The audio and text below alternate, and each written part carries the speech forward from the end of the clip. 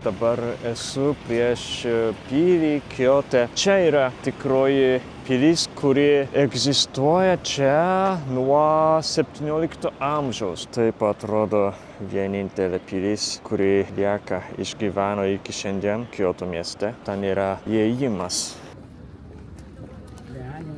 Ir aš tik įėjau į pilį ir čia vartai. Prie vartų yra toks namėlis, o tai yra būtent sargybos postas. Ir čia yra vartai pavadinimu Karamon ir tai yra įprastai pagrindiniai vartai į pilies vidų. Ir tai labai, kaip matote, prabangiai atrodo, tai simbolizuoja valdžią ir iškilmingumą.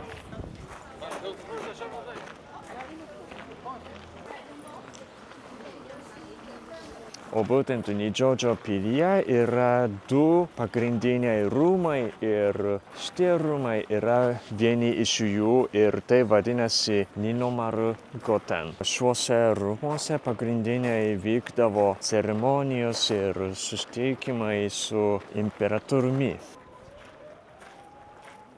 O būtent prieš įeidamas į pilies rūmus man reikia pakalbėti šiek tiek apie pilies istoriją. O būtent ši Nidžodžio pilis buvo pastatyta 1603 metais ir jį pastatė tuometinis šogunatas, tai Japonijos valdytojas pavadinimu Tokugawa Ieyasu.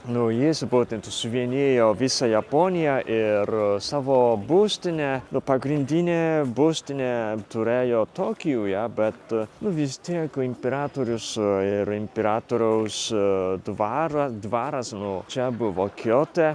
Kad prižiūrėtų imperatorių, čia pastatė Nidžodžio pilį ir dar turėjo tokią reikšmę, kad kai šitas valdytojas Tokugavos šogunatas lankė Kiotą, tai čia buvo rezidencija.